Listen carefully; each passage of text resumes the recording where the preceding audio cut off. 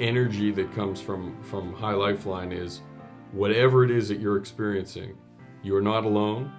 Other people have experienced this. We're not fazed by it, and you shouldn't be fazed by it either. And also, we're going to go through this with you, with joy. Matthew got sick 9 years ago. The doctors focus on the illness. High Lifeline is for the spirit. It's the yin and yang of treatment. You can't cure the disease without curing the soul and the spirit. It was hard because I didn't know what was happening really.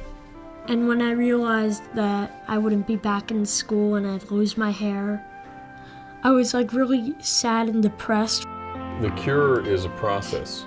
The process went on, in our case, for 7 years. High Lifeline is a support and a celebration of life as we were dealing with the course of treatment. At first, I couldn't believe that they were asking me to send my 5.5-year-old son, who was on chemo, to camp, all alone without me. Esther Schwartz kept on insisting, he's ready to go, don't hold on, he's ready to go, it'll be great for him. And we listened. And I was so happy that I sent him. He left being sad and lonely and came back thinking he is a rock star. And it was the best medicine for Matthew, and it touched his soul. After each summer when I got out of camp, I'd be like 365 more days until camp, and I'd count down, and I guess that was the thing that kept me going. I don't think we'll ever forget the day that we drove Matthew the first summer to Camp Simcha. They were cheering his name over and over, Matthew, Matthew, Matthew, and he loved it. And there were tears in our eyes. We believe that Camp Simcha and the relationships that he built with the culture of High Lifeline has a lot to do with the strong and confident and happy child that he has always been, really, since the first summer there.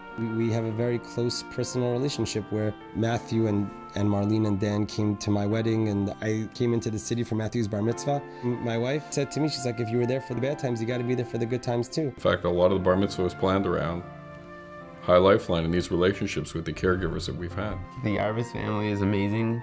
When, a close friend quickly becomes close family. There's a little note signed by Matthew, which said that basically throughout his life that he had been benefiting from High Lifeline, and now it's finally his time to give back. So they took the money that Matthew received for his bar mitzvah and donated a bunk called Matt's Place, which is Matthew's legacy to Camp Simcha.